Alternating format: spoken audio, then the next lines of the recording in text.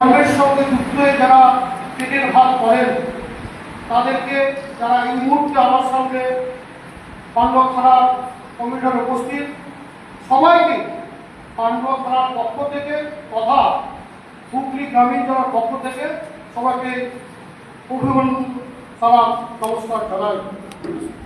আজকে যে জন্য আপনাদের দেখেছি এই আইনটা ছিল, এই আইন দীর্ঘদিন ধরে ছিল, অনেকভাবে পুলিশ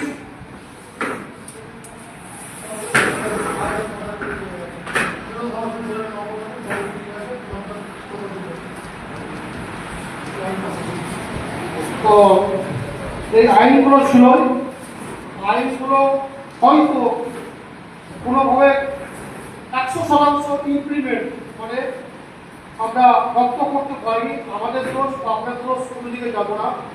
আজকে মিটিং করে যেটা বলছি তাকে প্রত্যেককে করতেই হবে, করার চেষ্টা নয়, মানতেই হবে।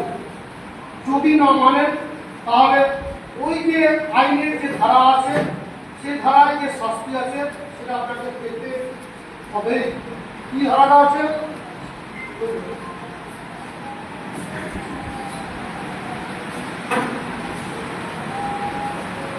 এটা আমি কপি করে দিয়ে দিব, একটা করে একটু করে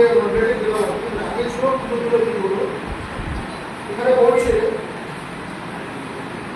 এই যে আমরা মাইক, বক্স, জেবিএল ওয়ার্ড এগুলো বাজাই, তার একটা নির্দিষ্ট ডেসিবেল আছে, এরিয়া ভিত্তিক ডেসিবেলে বাজাতে হবে।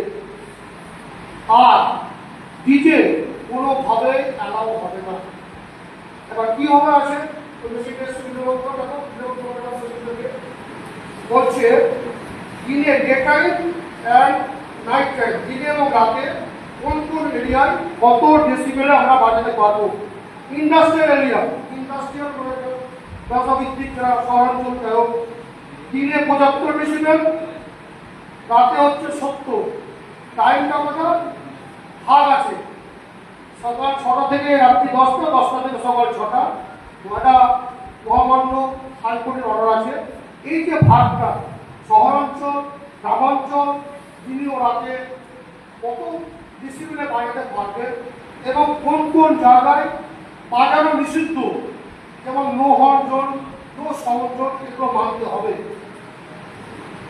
এই কপি আপনাদের একটা আমি দিয়ে দেবো, এখনই দিয়ে দেবো মিটিংয়ের শেষে।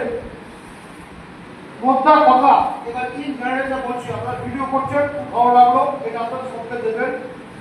আইন মতনে চলতে হবে। আমরা হচ্ছি ল এনফোর্সমেন্ট এজেন্সি, আমরা আইন তৈরি করি না, আমরা আইনটা প্রণয়ন বা প্রবর্তন করি।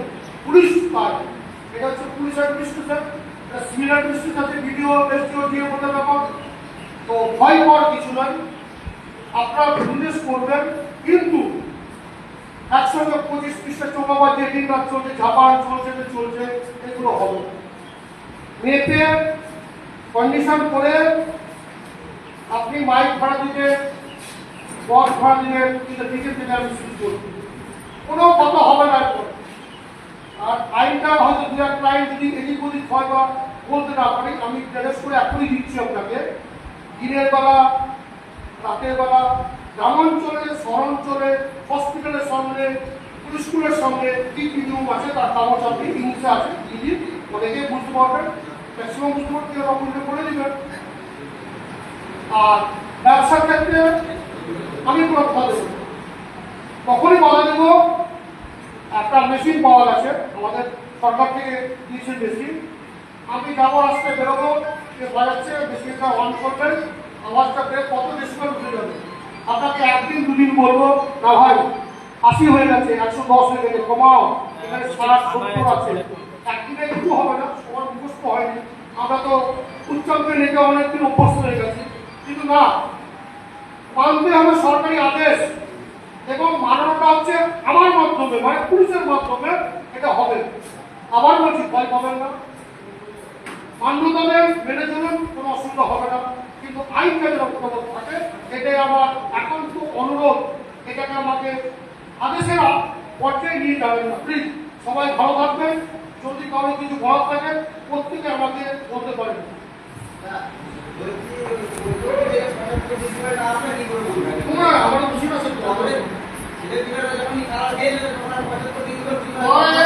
এমনি আমার অসুবিধা বলছো তোমার জ্ঞান কিন্তু শুনতে আসেনি আমি তাহলে মেশিনে অনেক মেশিন এখন বেরিয়েছে